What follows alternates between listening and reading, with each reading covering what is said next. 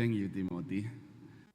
Your Excellencies, Secretary Janet Allen, my dear friend, Minister Sri Mulyani, Managing Director Kristalina, General Manager Agustin will be joining online, my fellows Minister, Central Bank Governors that joining us in this very important meeting. I'm delighted to open this session. We are commencing this series of high-level seminar just to show our team that we can together, recover stronger. During the G20 meeting, we discussed a lot of complex, unprecedented challenges, multi-dimension. We are seeing global economic slowdown, at the same risk of inflation, risk of stagflation. We are seeing very high price commodity and energy prices. We are also seeing global financial turbulences. We discuss those coming from a number of factors. One of them is the war in Ukraine. This is global problem. That's why global solution needed. And G20, among us, are called for to recover together, recover stronger. So alongside with the meeting of minister and governors, Minister Sri Mulyani and myself putting together a series, 5 series of high-level seminar, leaders. So we can also share our views to the world, that we can get together to solve global problem with global solution. The first series, we just comments how to solve the global problem of food. We just comment the last 2 sessions. In this session, we will discuss how global solution to mitigate the risk of stagflation, slowing down global economy while also addressing inflation, the stability, and of course supporting economic growth. And we are fortunate. We have keynote address from Your Excellency Secretary Janet Allen. Thank you very much for your coming here. And we also have keynote address from my dear friend, Minister Sri Mulyani. But we also have a lineup of leaders of the world, MD Kristalina, to be the 3 of them ladies of the world, the strong lady of the world.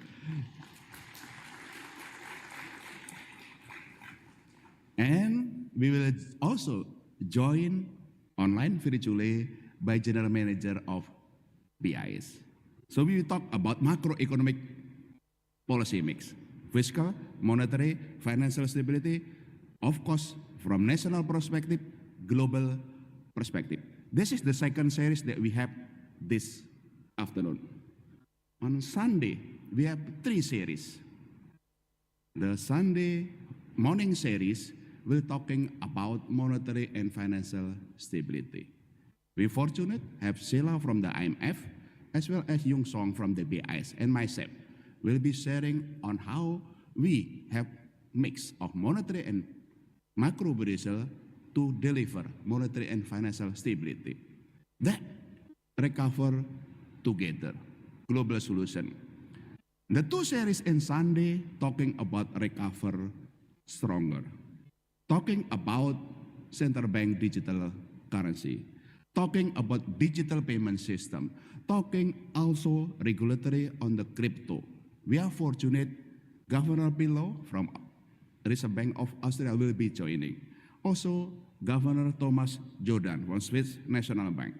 My friend ADU will also joining, and Mr. Yung Song will moderating on that. So I think that's the 3rd series of the 4th series of these leaders. And the fifth series about the green on Sunday. We're talking about green finance.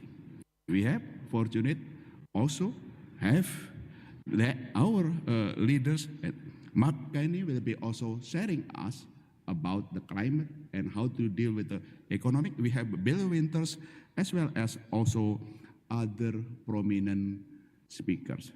This is what we are doing, Mrs. Sri Mulyani and myself, joining together, organizing the 5 series of strategic issues of the global. And we are fortunate, we have a great leader coming to Bali to show the what global problem need global solution, and that the theme of G20, to recover together, recover stronger. Let's get to it. How we have together to show and to mitigate risk of stagflation. I will cordially, Your Excellency, Secretary Janet Yellen, to come forward on the delivering keynote address, and then after that being followed by a keynote address from Sri Mulyani. But Secretary Janet Yellen, please.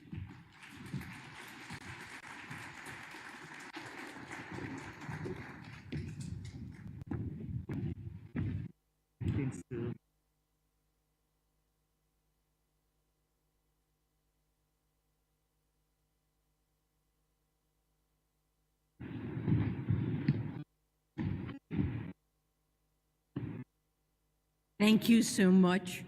Thank you, Minister Sri Mulyani, and thanks to your team for the tireless work you've undertaken to host the G20 in a year where we're facing an extremely challenging environment. Just as the recovery from COVID-19 was taking hold, Russia's unjustified war against Ukraine sent a shockwave through the global economy. Indeed, the fallout from this shockwave is an overarching focus of our discussions in Bali. Russia's war has propagated a commodity price shock as prices of food, fertilizer, and energy remain high, resulting in more people going hungry. This shock has required us to take action to help mitigate food insecurity, including through our call to action for international financial institutions to redouble their work, and through our leading role with the Global Agriculture and Food Security Program, to which the United States is donating an additional $155 million. The economic impact of the war is further exacerbating inflation, harming government fiscal positions, and exacerbating volatility in capital flows, while many countries are still recovering from COVID-19. Accordingly, we all have to revisit our approach to macroeconomic policy.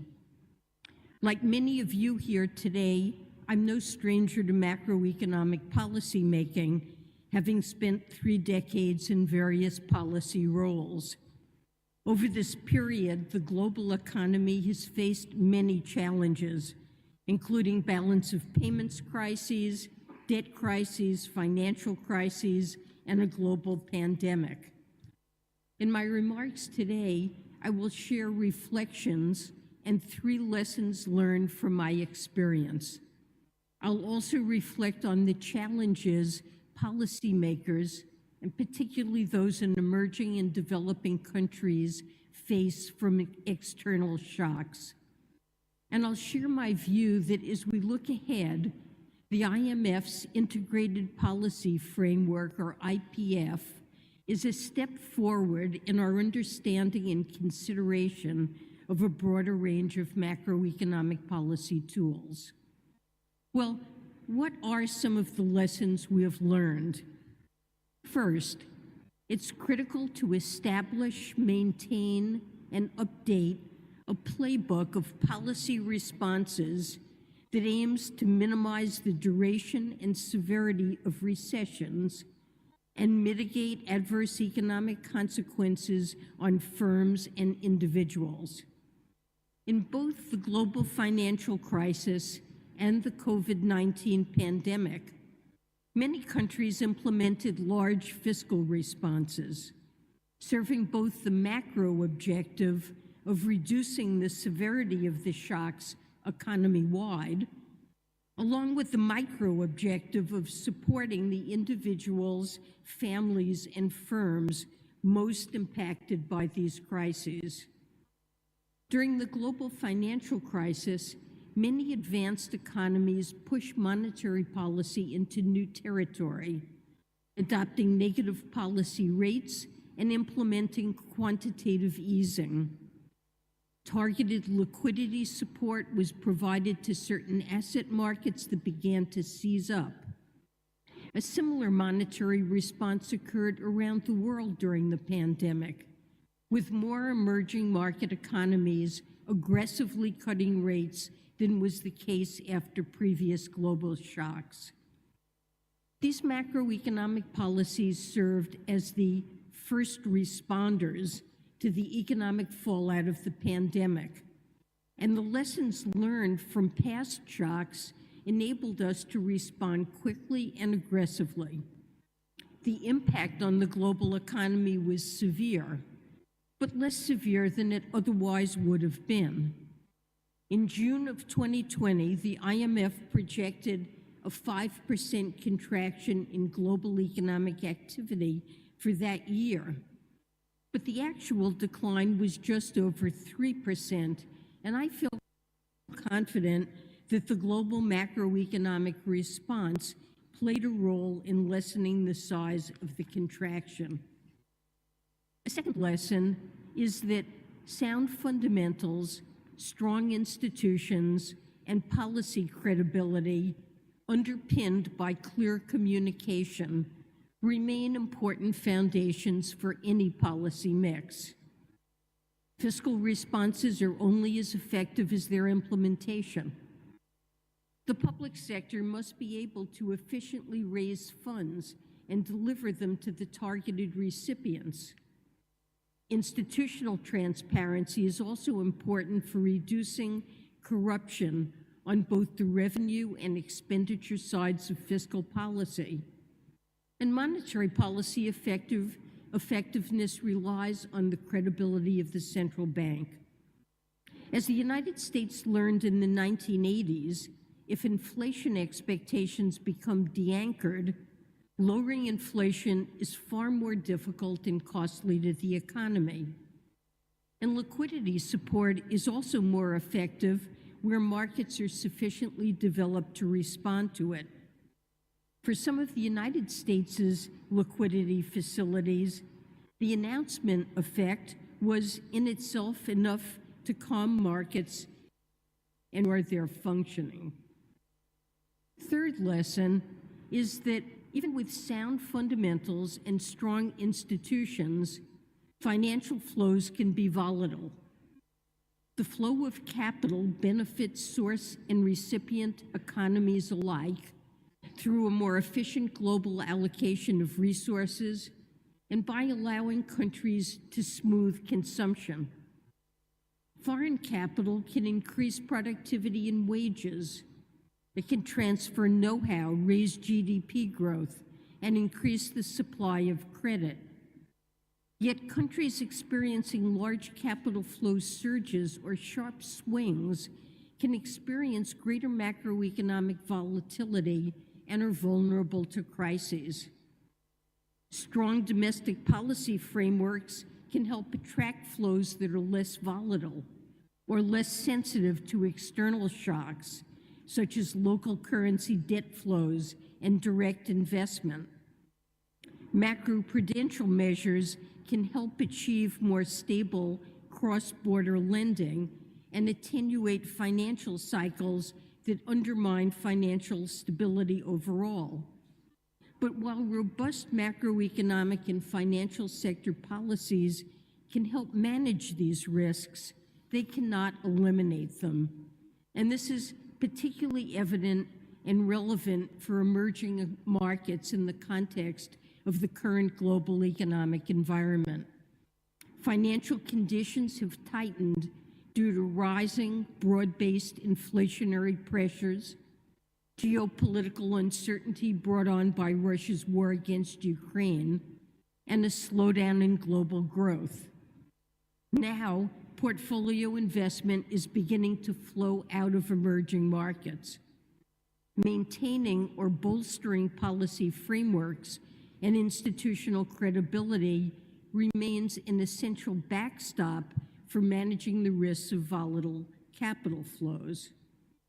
But countries are responding to these developments from different starting positions, and that underscores the clear need for policymakers to understand what course of action is most effective and what is appropriate, taking these three lessons learned into account.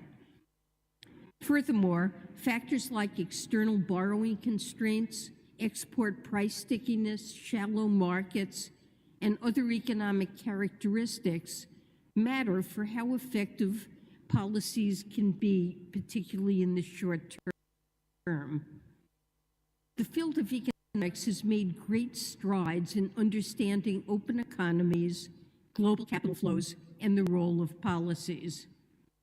From Mundell Fleming through to the work under the IMF's new integrated policy framework, we've broadened our knowledge of the complexities of the international financial system. And these advances help refine our understanding of how policies interact and can respond jointly in the face of pandemics, financial crises, and other local and global shocks. The IPF recognizes that country-specific characteristics can lead to externalities in economic decisions, and that it can be beneficial to add to the playbook a wider set of policy tools to optimally meet domestic objectives.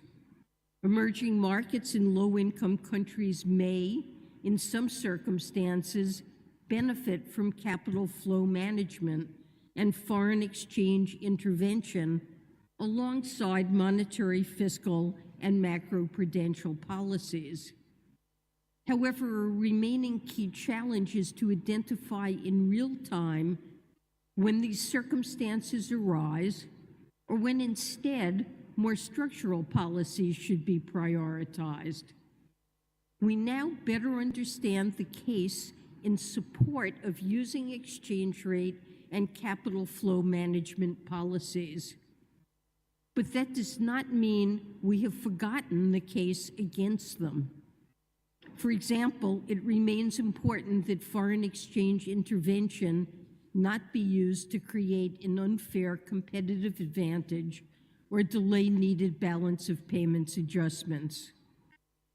With its core mandate to maintain the stability of the international monetary system and the surveillance of exchange rate policies, the IMF has a clear role in ensuring these countries apply complementary policy tools responsibly. Country-specific circumstances help shine a light on the proper underlying macroeconomic policies and the appropriate complementary policy tools. But clear guidance on when these policies are not appropriate remains equally important. As is the case for all the tools we use as policymakers, these new frameworks should provide a strong basis for consistent advice as we face what comes next. Thank you very much.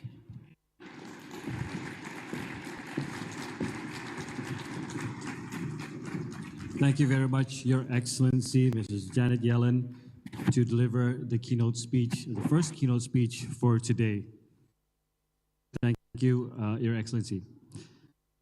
Excellencies, ladies and gentlemen, we will now listen to the next keynote speech, which will be delivered by the Minister of Finance of the Republic of Indonesia. Please welcome Her Excellency Bu Sri Mulyani Indrawati.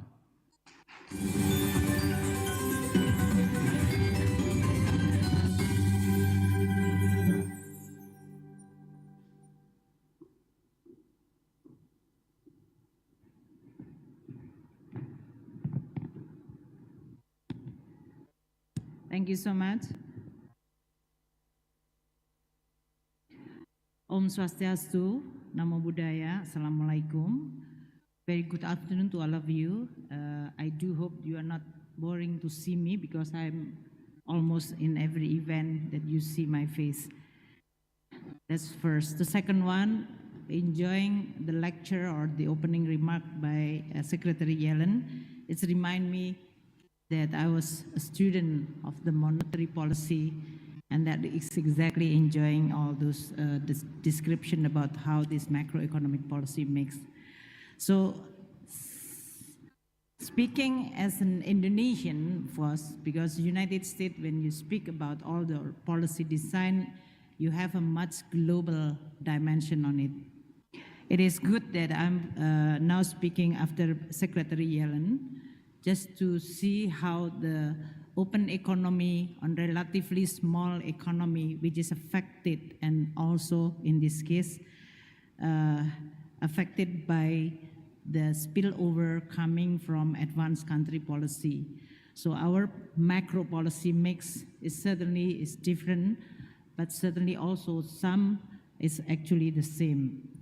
The theme today is macroeconomic policy make to maintain stability and to support economic recovery.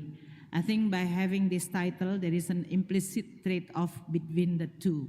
That is how we are going to maintain stability and also at the same time continue promoting or supporting the economic recovery. This is especially true after 2 years of the pandemic. So within this context, I would like to share how Indonesia as a country, emerging country, designing our policy mix, and that can be also shared with others. First, pandemic created a huge shock from both supply and demand. Following what Secretary Yellen mentioning earlier about the playbook for Indonesia, our playbook is from 97-98, when Indonesia was hit hard by the financial crisis. And then we also, the most recent experience was 2008-2009, when we also at that time experiencing global financial crisis.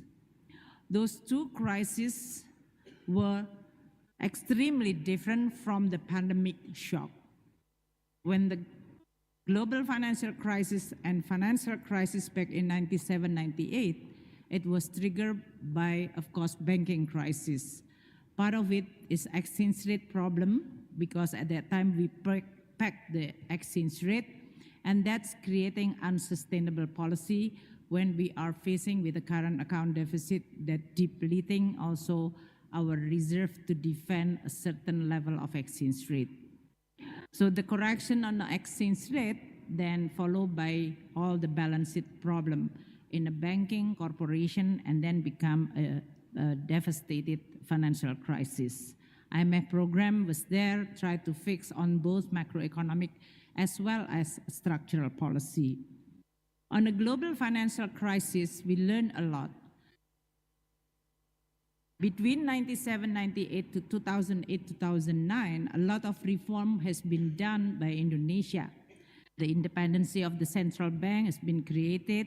We have financial sector authority, which is focusing on one integrated supervisory for our financial sector, and fiscal policy, which is putting a prudential fiscal regulation. Deficit should not allow above 3%, and debt should not allow, debt to GDP ratio for the government should not allow to have more or exceeding 60%. So during that time, we were able to continue, this is what the second point of Secretary Yellen, establishing what you call it credibility as well as institutional capacity within the Ministry of Finance, Bank Indonesia, and to some extent financial sector authority or regulator. This trio of institutions then hit hard by the global financial crisis, but because we've already, at least in this case, have all the structural reform in place, our response more on how the balance of payment at that time, of course, triggered by Lehman Brothers, capital outflow, which is quite severe, as well as, of course, memory of the people regarding 97-98 financial crisis. But the playbook is already being established and reputation is already also being built. And that is exactly how Indonesia were able to withstand the global financial crisis back in 2008-2009. The focus is, of course, whether first, corporations have excessive leverage or not. So we are actually look more on a balance sheet than we define and design the macroeconomic policy. Banking sector, are they having a prudential adopted in terms of their lending as well as capital adequacy ratio? And of course, from the macroeconomic point of view, there is no distortion in the form of first, financial suppression, whether this is in the form of interest rate regulated below market price or exchange rate, which is allowed to move in a more flexible way. So less distortion, more adaptive to the macroeconomic shock, and also already preparing with the prudential policy at both micro level as well as macroeconomic level. So with that, Indonesia were able to withstand even a huge shock after global financial crisis. Of course, within 2008-2009, we also know that with the fiscal space that we already built since 97-98, we were able to do the counter-cyclical. And it's followed by many countries, including emerging countries, to try to do the counter-cyclical due to the global shock of financial crisis 2008-2009. That response created commodity boom in which then Indonesia enjoyed because Indonesia is a country with natural resource rich. So we enjoy windfall profit from the commodity boom. Now, pandemic created a totally different challenge for us, and that's why the macro policy makes that we design and respond to this pandemic, learning from the two previous big crises, but at the same time be very open-minded and pragmatic. Because this is different. This is not corporate problem. This is not banking crisis problem. This is a health problem that threatening people directly. And that's why the design that we are having in response to this pandemic, first we know from the macro point of view on the fiscal side, when activity halted, when the lockdown imposed, we immediately know that the economic activity is just dropped. On the other hand, the people threatened by both virus as well as their income. So we have to really focus on how we should respond the revenue, which is projected to be dropped significantly because economy just stopped, and at the same time also responding and supporting especially people, this is household, low income level, and also small, medium enterprises.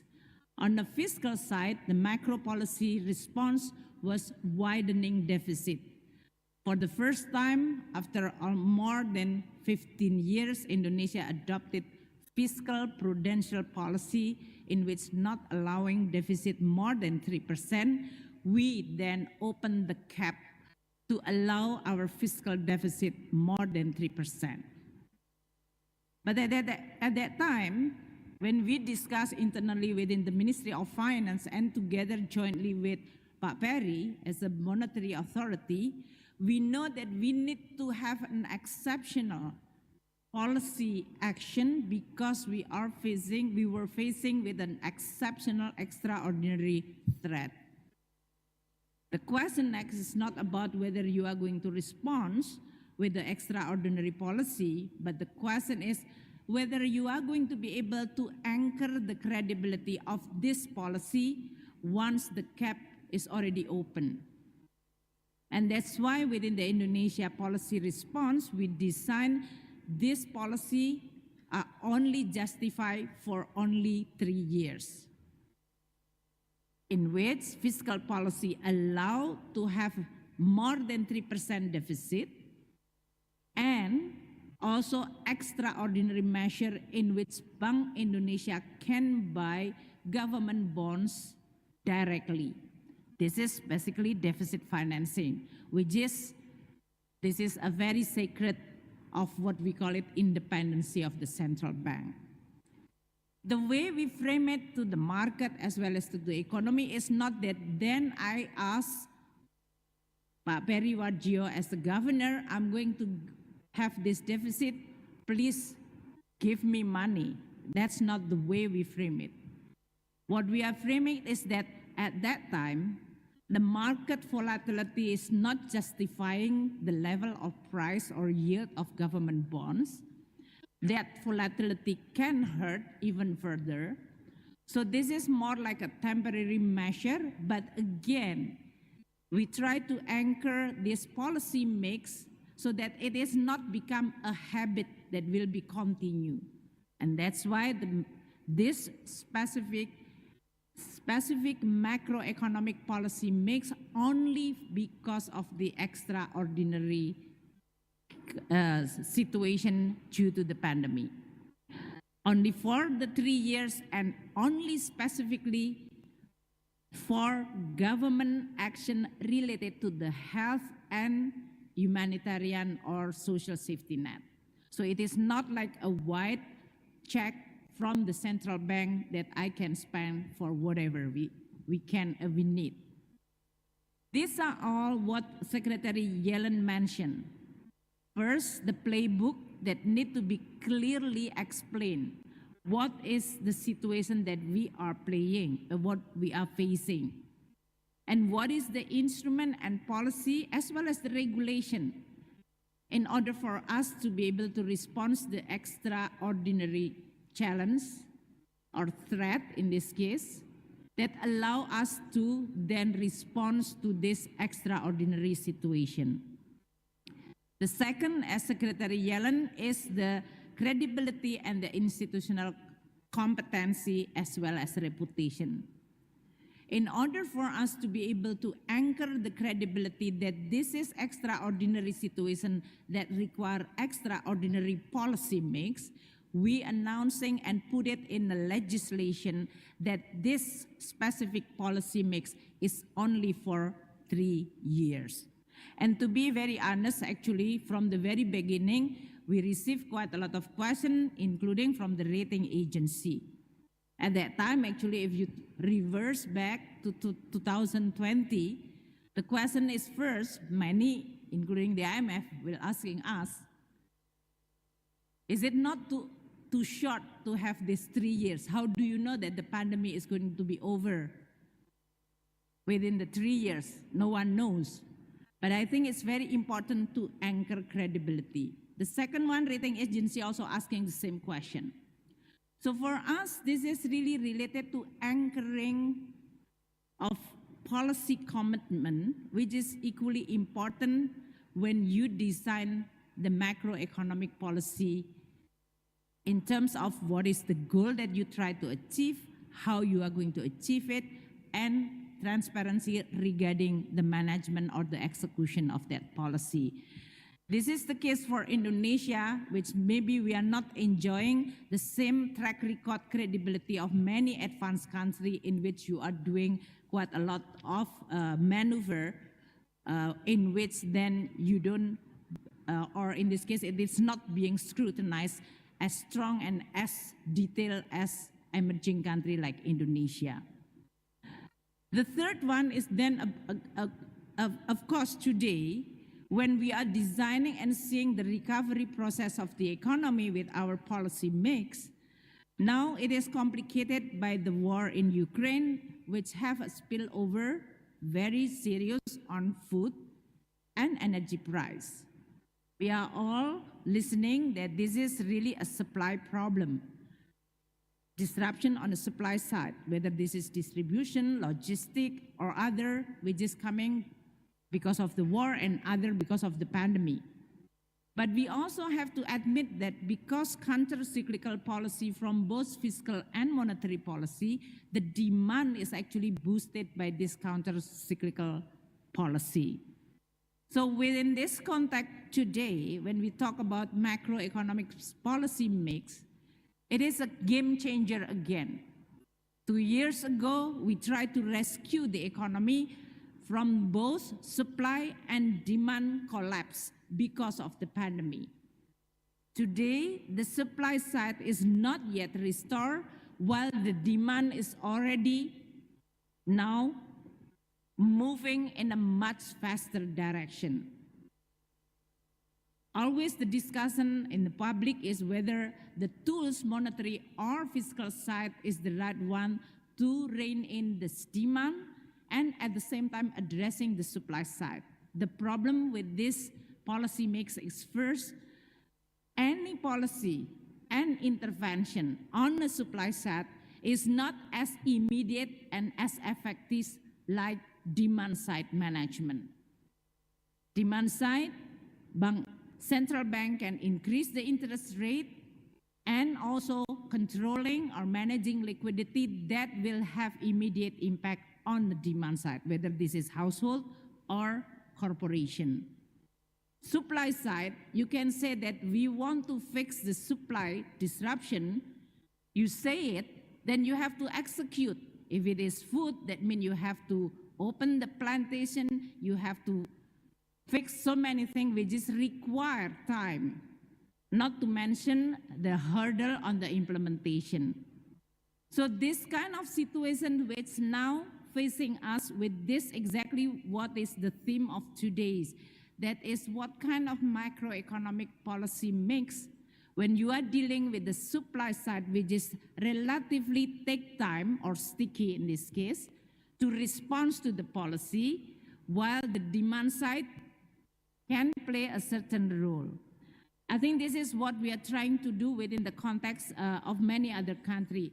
And the answer is not only always adequately at the macroeconomic policy instrument, because the problem is structural one. And that's why for Indonesia, even during pandemic time, we focus on structural reform. The communication is not only about the macroeconomic policy mix to tinker or to manage demand-supply equilibrium, but we want to address more the structural problem within the economy, whether this is related to the infrastructure, whether this is related to the productivity, which is related to the quality of human resource, that is education, health for sure, as well as other that can improve productivity, for example, policy on research and innovation. So Indonesia is focusing also our attention, not only just using the macroeconomic policy mix, but we also focusing during the past 2 years a lot of attention to try to fix the structural problem. The same thing that we are now doing, for example, addressing the issue of food insecurity and energy insecurity. Even during this very challenging time, we continue improving the food production as well as the energy production and diversity, so that we are going to have a more resilience in this area. In closing, I think I'm very, very glad that Pak Perry, in this case, bringing this issue in this G20 side events and allowing to hear from all of you how a country can actually design the policy mix. What is and what could be done by advanced country, especially like United States, definitely not necessarily can be done by small open economy. And that's why we need to be very, very vigilant regarding what policy instrument and the mix of both in order for us to be able, what is the intended result that we want to achieve. And of course, within that context, I would like to express appreciation for we, in this case, Central Bank of Indonesia under the leadership of Pak Perry and myself, to try to work very closely together while at the same time also communicating well that we both actually independent. Bank Indonesia working closely with us without creating the perception that we are intervening Bank Indonesia. And this is exactly what Kristalina is always remind us in many of occasions, that the independency of the central bank is very important for all of us to maintain the credibility and also the ability to withstand a lot of shock. Because credibility can only be built with time and tested with so many real situations. And in that very particular difficult time, you can show whether you have a credible both fiscal authority as well as monetary policy. So with that note, I would like to say thank you to all resource person, Secretary Yeren, which is providing us with a very, very complete the macroeconomic policy real experience, theoretically as well as empirically. And then for all of you who will share your lesson as well as valuable experience in designing the right policy mix when we are responding with so many shocks. Pandemic, now the implication of the war, and not to mention, we are also have to anticipate the climate change threat. Thank you so much and have a very, very, very productive discussion. Thank you. Thank you very much, Your Excellency Ibu Sri Mulyani Indrawati, the Minister of Finance of the Republic of Indonesia, highlighting how we have to recover together as also the problems also face us together. Ladies and gentlemen, His Excellency Mr. Peri Warjio and also Ibu Sri Mulyani, Her Excellency, will now be parting to continue as they are awaited in their next agenda. We thank you very much, Excellencies. Let's give another round of applause to Pak Peri Warjio and also Ibu Sri Mulyani Indrawati for taking the time to be with us today and for delivering the keynote speech and also the opening remarks. Once again, we thank Pak Peri Warjio and also Ibu Sri Mulyani Indrawati for being with us today.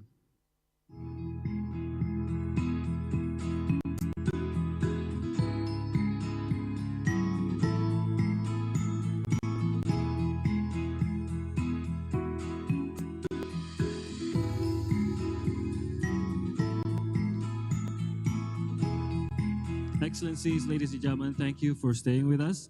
We will now commence our panel discussion. Allow me to introduce our moderator for today.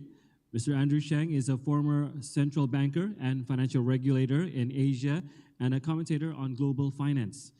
He is a pro-chancellor of Bristol University and a distinguished fellow, Asia Global Institute, University of Hong Kong, as well as chairman of Georgetown Institute of Open and Advanced Studies, Wawasan Open University of Malaysia. To moderate our panel discussion today, please welcome Mr. Andrew Sheng. The floor is yours, sir.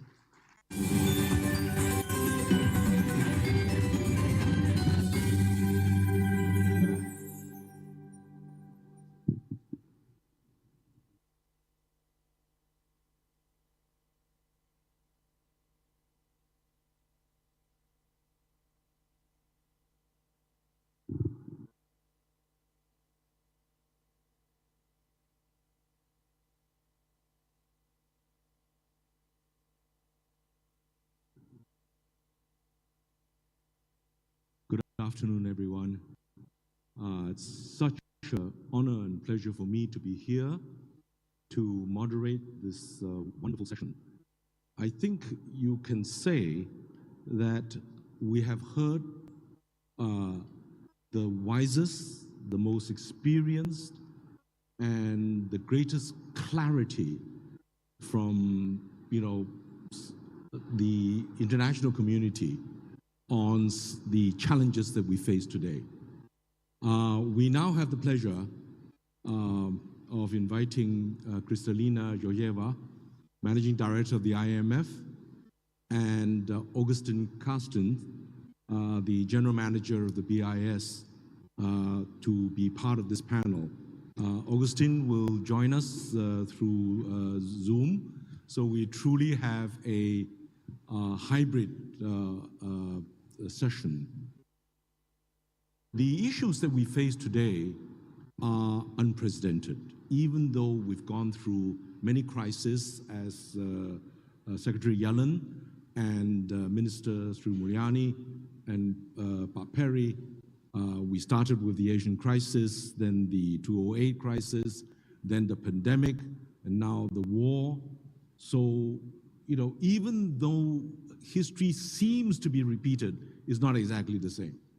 So now let me invite Kristalina, who needs no introduction.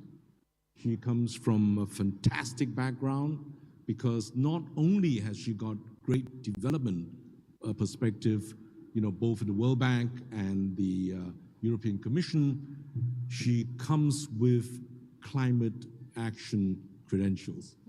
Kristalina, the floor is yours. Thank you very much, and good afternoon to everybody. I feel a little bit like Sri Mulyani. I was in this chair in the previous seminar, and I'm returning to this one with actually great pleasure. We are faced with a combination of exogenous shocks that I don't think we have ever experienced. We had first a pandemic that brought the world economy to a standstill and pushed us into recession. And as we heard from Secretary Yellen, it has triggered an unprecedented policy response. We then got the war in Ukraine, creating a second exogenous shock on top of the first, and before the first is even over, and accelerating inflation that has started even before, to a point that it pushes central banks, rightly so, to take faster and broader measures to bring inflation under control. That on its own could potentially be a third shock on top of the first two. For especially emerging markets and developing economies that have high level of debt, and in particular dollar-denominated debt, because they get hit by the tightening of financial conditions through increase of interest rates, but they also get hit by dollar appreciation that has vividly and very rapidly affected the world economy. So where we are, if you look back to 2020, is a very different policy environment. In 2020, the right policy response was a synchronized monetary policy accommodation and fiscal policy accommodation. In other words, those two key policy levers were pushing in the same direction. Today, it is a much tougher time for policy makers. Why? Because while monetary policy has to tighten, fiscal policy needs to still buffer the most vulnerable parts of the population and businesses against the impact of this monetary policy tightening. In other words, for the two levers, they still need to work together, but need to work together in a very different manner. What we are seeing is that central bankers today have a much more, if you wish, synchronized response to the new circumstances in which we find ourselves. But for finance authorities, the situation is different. And I can tell you that one of the calls I get is concern that we may face the two levers working not in sync, but against each other. In other words, fiscal policy, if not appropriately calibrated to provide well-targeted support, and if not anchored in medium-term sustainability framework, it might actually go against what monetary policy is pursuing, and as a result, create even more pressure for tightening of financial conditions. We also have to recognize that the world has learned a lot about the application of macroprudential policies and got into applying them. And of course, we should always keep in mind that there are aspects of sound fundamentals that can only be addressed by structural reforms, by none of the other three elements of policy. So how to come up with the right policy mix? I want to recognize Secretary Yellen for giving a word of praise to my colleagues at the IMF for what they have done over the last more than 2 years, coming with an integrated policy framework to provide the right policy mix advice to open economies that are faced with the need to calibrate capital inflows or outflows. And I can say I could not be happier that the work has been done combining economic models with country cases and a very thorough discussion with actually many of us in this room, that we have the integrated policy framework today when the war in Ukraine is actually putting tremendous pressure on countries to figure out how to handle capital flows, especially capital outflows. We know that since last year, in 2021, the picture has reversed. Last year, there was a positive flow of capital to emerging markets and developing economies. This year, only in the first half of the year, we are witnessing outflows that are equal in size to the total inflows from 2021.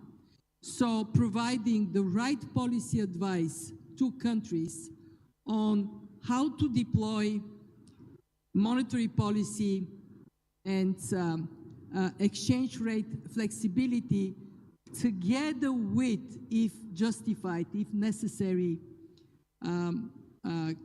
capital flow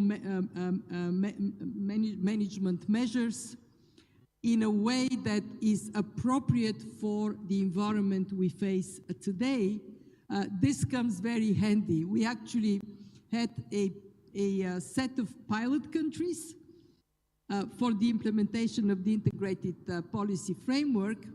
And today we recognize that countries coming to the fund for programs are first in line of getting that integrated policy framework applied so we can give them the right advice for the very, very unusual moment we live in. And since you mentioned climate, I want to finish by saying we lived through 2 shocks in 2 years. The way we have approached dealing with the climate crisis is guaranteed that we would have more shocks to come. I don't know when, I don't know how, I only know they'll be there. So we do need to think through the right policy mix for a world of more frequent and severe exogenous shocks. And again, I'm very pleased that my colleagues at the IMF have embraced this task and came through on it. Thank you very much, Kristalina. That was a very good summary of your excellent integrated policy framework. I must say it was not an easy read. It's so full of equations, but this is exactly the needed at the right time. And so what we will do now is to invite Augustine Carstens, the General Manager of BIS, to deliver his 10 minutes, and then we'll open to the floor for questions and have a good discussion over some of these key issues. Augustine, the floor is yours. Thank you very much, Andrew. And let me start by thanking Sri Mulyani and Perry for their kind invitation for me to join in this panel.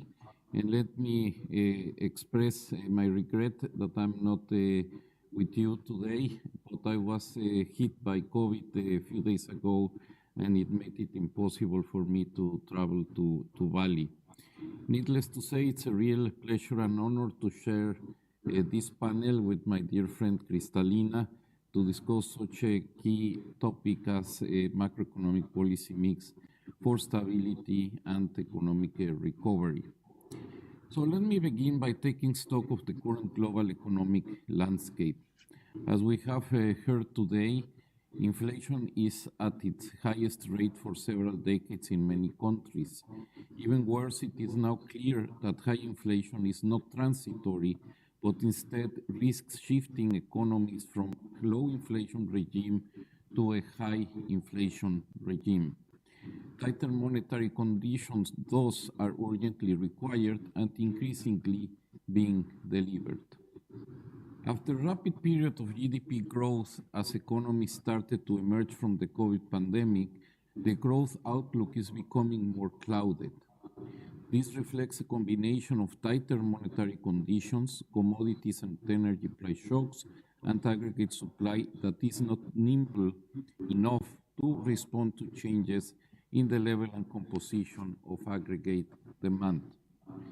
At the same time, significant financial vulnerabilities exist. Public debt levels are very high. Private debt levels are also high, with some borrowers potentially vulnerable as interest rates rise and the economy slows down. And this combination of high inflation and elevated financial vulnerabilities is unique in the post-World War era. This has been reflected in the recent behavior of financial markets. Asset prices have fallen substantially this year amid considerable volatility, and the US dollar has appreciated significantly, further adding to inflationary pressures in many countries, particularly emerging markets. Such a diverse range of policy challenges naturally calls for a multi-pronged policy response. One policy instrument, such as monetary policy, cannot address all of these issues. But simply having the instruments is not enough. They must work together. For that reason, it is useful for policymakers to have a coherent analytical framework to think through the objectives of their policies, their transmission mechanisms, and their interactions. Macro-financial stability frameworks aim to provide such a structure. Certainly, we have the very complete and competent policy framework provided by the fund. Now, we here at the BIS were requested by our Asian Consultative Council, in particular by Perry, to think about these issues and try to sort of bridge the gap that existed between practice and theory. In a way, practice in implementing macro policy frameworks have been running ahead of theory, and therefore we were invited to make an attempt to bridge that gap. So the result of this has been a report that was submitted yesterday to the G20, and the key features of this macro framework provided by the BIS tries to durably safeguard macrofinancial stability with a particular emphasis on how to deal with the risks linked to ebbs and flows in global financial conditions. So what is our macrofinancial stability framework? One can conceptualize them as a way of thinking about the joint operation of fiscal, monetary, and prudential policies, along with forex intervention and capital flow management within a holistic framework. The aim is to prevent the interaction of macroeconomic and financial forces from derailing the economy and undermining macroeconomic, financial, and price stability. This requires policymakers to take these financial forces explicitly into account, mitigating the ex-ante buildup of vulnerabilities. It also requires the buildup of policy buffers in good times so that they can be drawn down in bad times, as Indonesia has done and Sri Mulyani just reminded us. Relying on the full array of policy is essential to achieve a balanced approach and to avoid overburdening individual ones. Macrofinancial stability frameworks have the following two distinctive features. First, the risk-taking channel that operates through financial intermediaries and markets, as well as the exchange rate, is given greater emphasis. In this context, the BIS concept of macrofinancial stability frameworks goes beyond borrower currency mismatches and directs attention to the channel of transmission that operates through the risk-taking capacity of global investors and lenders, and more generally, global financial conditions. Second, the macrofinancial stability framework underscores the importance of a strong ex-ante element leaning against the buildup of imbalances and building policy buffers during booms. In particular, it is important for a country with weak fiscal position to proactively build up fiscal buffers during boom periods. Also, it is important for a country with relatively low levels of forex reserves to build up them during capital inflow periods so that it can use FX reserves to stabilize exchange rates during capital outflow periods. Now, I would like to make the framework more concrete by discussing what would be the policy prescriptions for the current situation, characterized by surging inflation and tight global financial conditions. Over the past 2 years, both monetary and fiscal policies played a pivotal role in helping economies navigate through unprecedented challenges, as Kristalina just mentioned. Even with debt at the historical peak, public debt servicing was easy, as real interest rates were generally negative and growth rates higher. In the short run, high inflation lowered debt to GDP ratios. However, the support ran down the already limited policy space and added to concerns about fiscal sustainability. Now monetary policy needs to focus on maintaining price stability and avoiding a shift from a low to a high inflation regime. The scope for monetary policy accommodation to cushion the impact of tight global financial conditions is thus limited, as monetary policy instead needs to be tightened to contain inflation. At the same time, tighter monetary policy should help to stem capital outflows and to shore up the exchange rate. As monetary policy tightens, tensions with fiscal policy will emerge. Growth rates will probably be closer to or even below interest rates. Consolidated fiscal balances will quickly deteriorate. In countries where the independence of monetary authorities is less well established, worsening fiscal conditions could raise the specter of monetary financing, complicating the task of monetary policy. Fiscal consolidation is therefore critical, both to secure central bank independence and to restore buffers in advance of future shocks and recessions. Needless to say, space should be allowed for support for households and firms, most hit by the pandemic and recent spike in food and energy prices.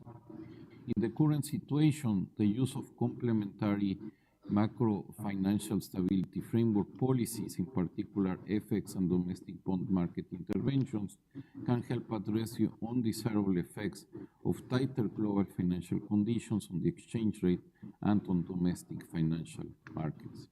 At the same time, ensuring price stability and fiscal sustainability will ease pressures on exchange rates and enhance the effectiveness of forex interventions. So macro-financial stability frameworks can help in the current circumstances to manage the twin challenges of high inflation and financial vulnerabilities. But the key question is, what about growth? Here, macro-financial stability frameworks need to recognize the limitations of policy instruments. The instruments discussed in the BIS report are focused on the management of aggregate demand and financial vulnerabilities. Judicious use of these tools provides the necessary conditions for growth, but these tools are not sufficient for growth. At the end of the day, sustainable long-term growth has to come from the supply side of the economy. The policy instruments to achieve this are structural reforms and policies to promote innovation, efficient reallocation, human capital, including education. Such measures have been absent for many years, but these are more important than ever, with fiscal and monetary policies having depleted much of their power to prop up GDP. Amid signs of that globalization will go into reverse, avoiding real and financial fragmentation is also essential. Lastly, the active pursuit of shared sustainability goals could represent an important opportunity to reinvigorate growth. So thank you very much for your attention, and I look forward to the discussion. Thank you very much, Augustine, for your very wide-ranging but very focused discussion on the macro financial stability framework. Your BIS paper, which I read very carefully, is really excellent and really complements on a timely basis the IMF's integrated policy framework. Let me very quickly summarize what I've learned this afternoon. And then I will ask Kristalina one question, and I'll ask Augustine one question, then I'll open up the questions to the floor. I hope that's fair for everybody. What I heard today was that Janet gave us a very good, policy lessons, the importance of a playbook, the importance of policy credibility, and the importance of a stable institutional framework to withstand unprecedented and unpredicted shocks. And that's really excellent, advice, to us. Ibu Sri Mulyani, from her very deep Ministry of Finance in Indonesia's experience and that of the World Bank experience, gave us a very good insight how an emerging market faces unprecedented, not just a question of monetary policy or fiscal policy coordination, but her emphasis was on structural. If you don't get the structural development conditions right, you're going to face even, deeper problems. So what we are now facing is, as Adam Tooze in his chart book has said, we've moved from a uni-crisis to poly-crisis. We are facing, even though we've seen these many crises before, the combination of all of them, this entangled poly-crisis, makes us, having to find very different tools, very different policy mixes to meet this very different situation. So let me very quickly summarize my reading of this. The reading is that thanks to all of you here, the policymakers, the financial sector and the financial plumbing has withstood since 2008 the shocks very, very well. Thank you very much indeed. But unfortunately, the real sector is in total disruption. I just came from spending two days in Ubud, my favorite place in the world. To me, Bali is paradise. But the situation where I found people who suffered 3 years of lockdown, the hardship, the closures of all my my favorite restaurants, my favorite hotels, tells me that the real sector is facing unprecedented challenges. And if we don't get the people at the lower level, people like us who are, able to Zoom and still get our food delivered, that's fine. But people who are facing the day-to-day challenges, and today the inflation is a serious problem. So now let me, turn to Kristalina. Well, your integrated policy framework is really very good. I love it because it is holistic. It not only takes down into the different areas of monetary policy, macroprudential, fiscal policy, and then even climate action, and then human resources, all that. That's really the right way to do. But the implementation of this would require massive cooperation. How do you think the IMF could help get that cooperation from everybody in this regard? I think by necessity, we are at the point when we do have to approach macroeconomic and financial stability, growth and employment, understanding that only a comprehensive approach can provide the foundation for stability for the future. What we have learned from these two shocks, one upon the other, is that it is not good enough to secure the stability of the banking sector, which, as you said, demonstrably is way better than it was before the global financial crisis. Why? Because of the improvements that have been made through regulatory means and the requirements for the fundamentals of this sector. We also need to look into the universe of the financial system that is outside of the banking sector, the non-banking financial institutions, unfinished business. And we saw that once the banking sector got regulated, there was a rush for yields outside of the banking sector, dramatically increasing the share of non-banking financial institutions in the provision of financial services. We also saw that the resilience of households is a major factor for macroeconomic and financial stability, and that countries with strong social safety nets, especially social safety nets that allow prioritization of support, withstand the shock much better than those without.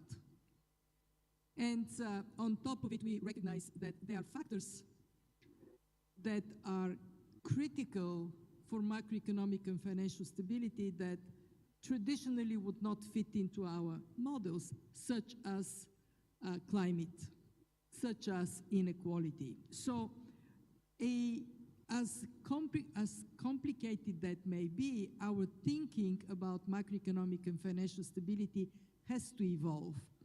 And then our thinking about a policy mix also has to evolve. In our case, what it means is that we want to have a systematic analytical approach to inform decisions that brings all the aspects of the policy mix and allows us to assess which elements should be prioritized and which should not.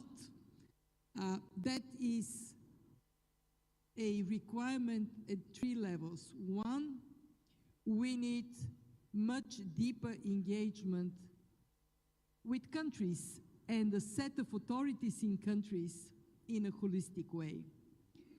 Two, we need to use models only when we can complement them with the real life determinants and with empirical analysis that adds to the value of the model, because what the model would give you, unless it is corrected for reality, may lead you to the wrong policy mix. And three, we have to continue relentlessly to build all institutions for credibility of this policy mix.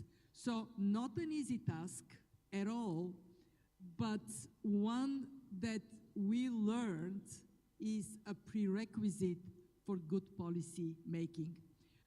One thing that has not changed, in other words, we now understand we need comprehensive, we need holistic, we need models and reality together. One thing that has not changed, though, is the role of basic macro fundamentals.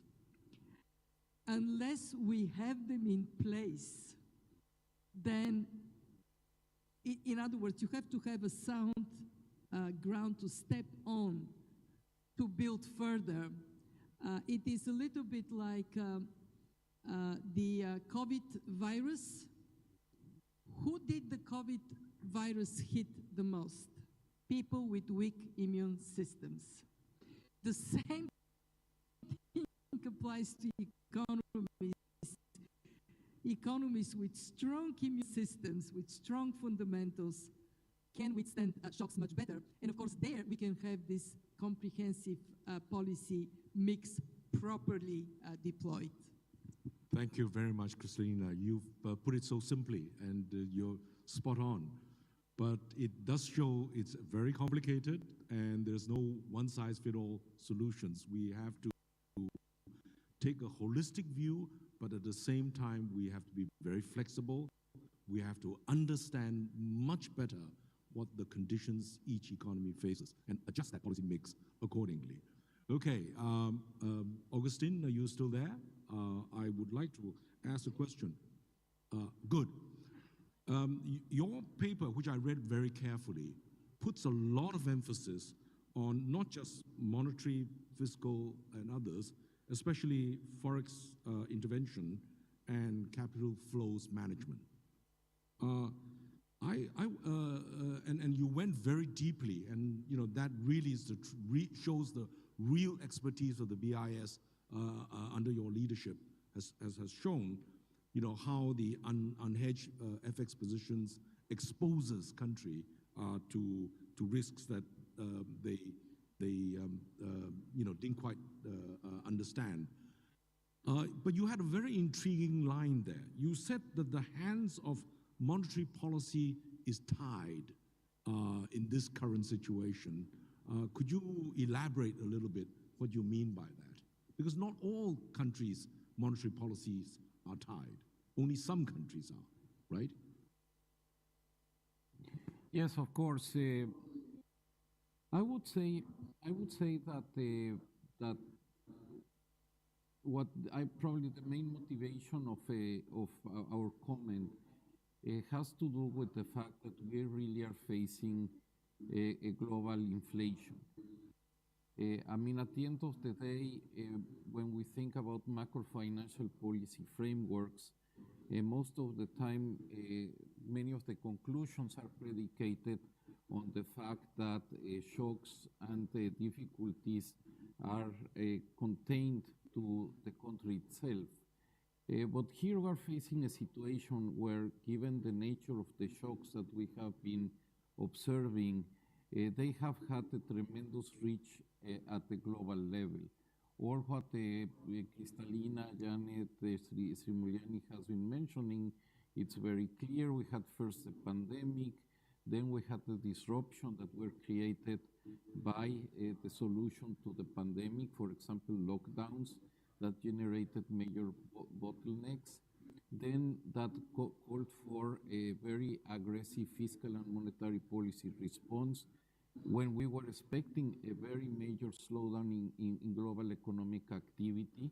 But then we had an unprecedented rebound, and that required a very, very quick recalibration of policy that in the short term it was very difficult to bring together.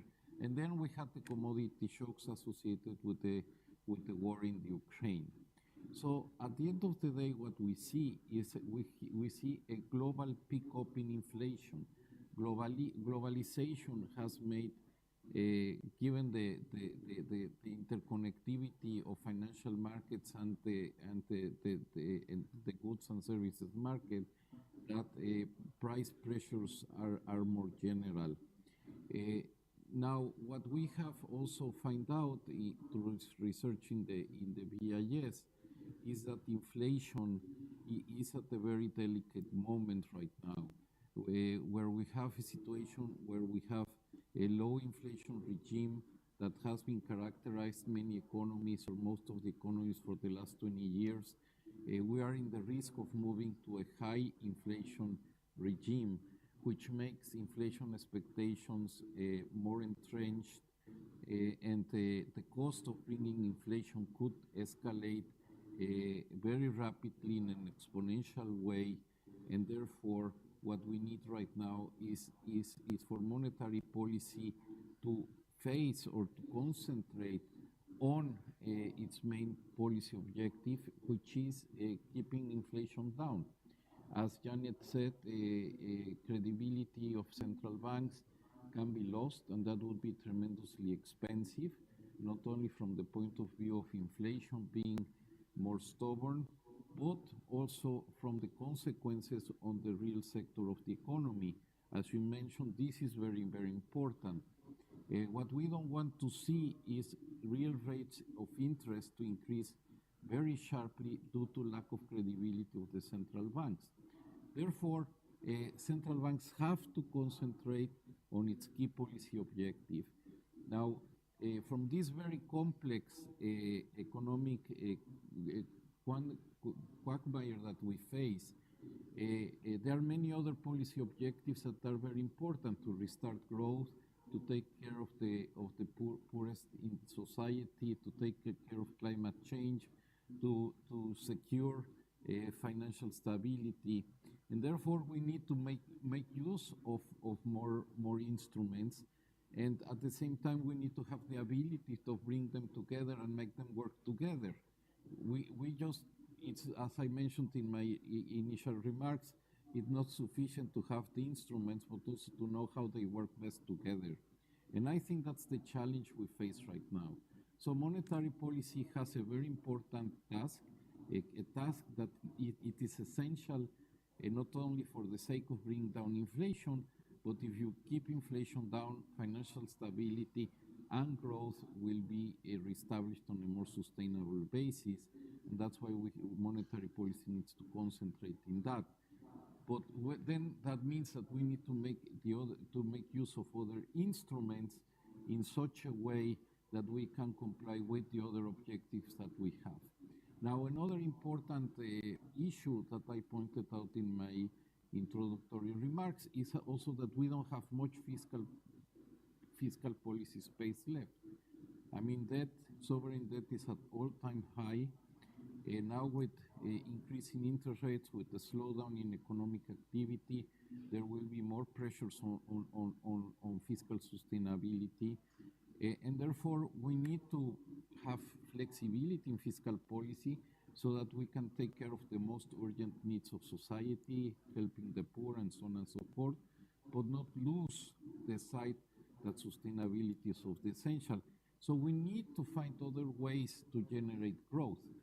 And growth in the past has been very dependent on fiscal and monetary policy through demand management. Therefore, it is essential now that we concentrate more on aggregate supply. We need to understand aggregate supply better. We need to implement policies that directly tackles aggregate supply issues. There is where growth will come from, And if we don't have the ability to induce more growth through the supply side, the policy constraints that we will face now will be more entrenched and will make it more difficult to get out of this situation. Thank you, Augustine. It goes to show that under these trying times, central bankers, the financial regulators, and ministries of finance will really face some really tough issues. Now, let's open up to the floor. I think it's very important that we should be very inclusive, and we welcome any questions to either Augustine or Kristalina. Any volunteers? Everybody understand this polycrisis very clearly from this afternoon's discussions? Oh, they're all exhausted. Jet lag. Well, Kristalina, there was somebody there. Thank you very much. Please. Microphone, please. There's one over there. There should be one on the first front table. Could somebody assist them with the microphone? Thank you.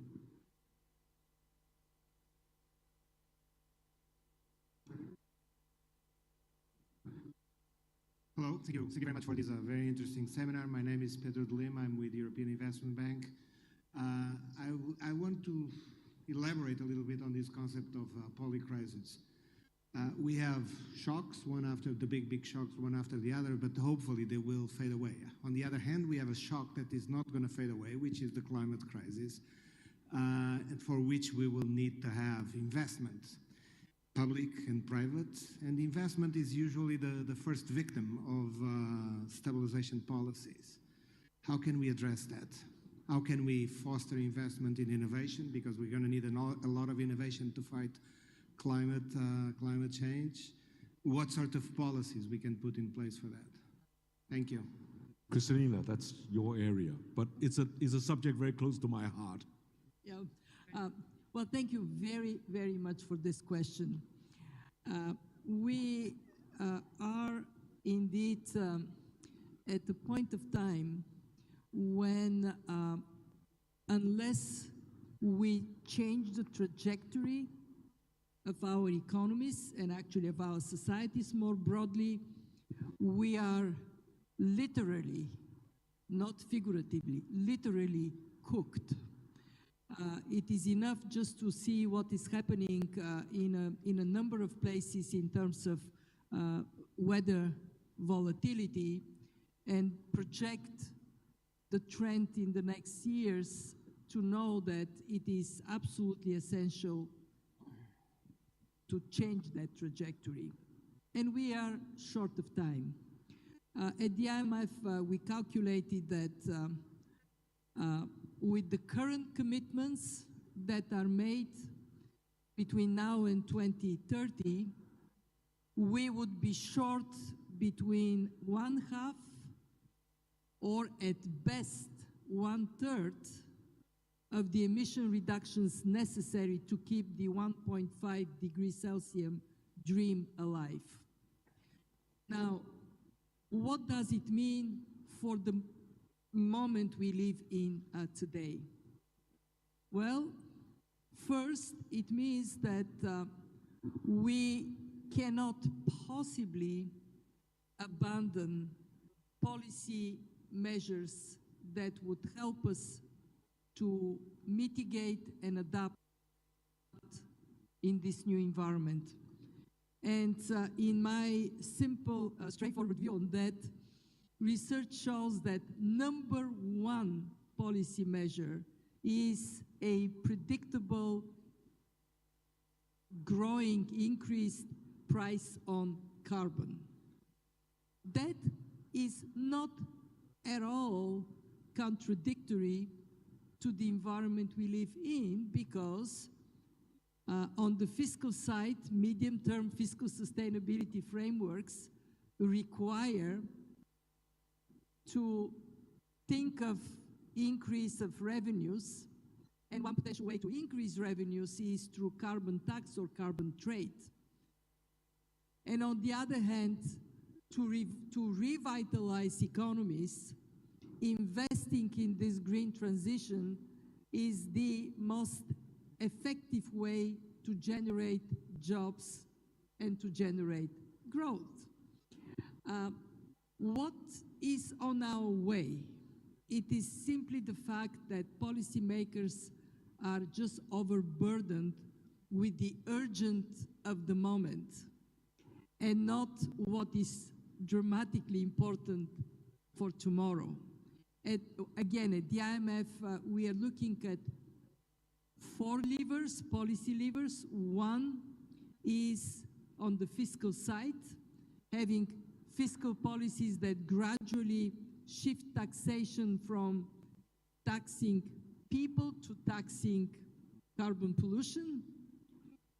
Second, on the financial stability side, integrating climate-related financial stability risks in the way we think about the health of our financial system.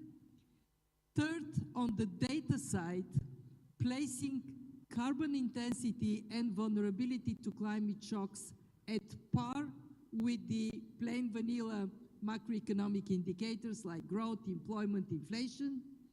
And 4, on the financial side, we are after all a financial institution, putting rapidly in place a long-term financial instrument.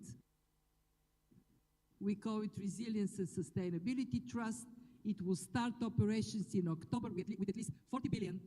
With the main objective of this instrument, and that would be of interest to you, given where you come from, is to work on eliminating barriers for private investment in climate activities in emerging markets and developing economies. In other words, applying what the fund is known for, which is create conditions for private sector-led growth, to that transformation that is paramount for our own survival. And I am actually on the view that the war in Ukraine temporarily may be pushing us a little backwards, but medium long term, it is going to accelerate this transition because of the shift away from fossil fuels that it is reminding us we have to do, not only for climate sustainability, but also for security of our economies and our supplies. Thank you very much, Kristalina, for putting it again so simply. If we don't deal with climate change, we are all cooked. Which reminds me that time is up and it's time for your dinner, especially. But let me try and summarize what we're trying to say here. We are in a polycrisis situation in which we have now a need for an integrated or a macro financial stability kind of framework, right? An integrated policy framework. This framework needs to be much more flexible because things are coming at us faster and from unexpected areas, right? So we need to be very focused. We have to have a good playbook. We have to have policy credibility. We need to be long-term development oriented. We just don't have to react, to everything. We need to keep things always in perspective of where things are.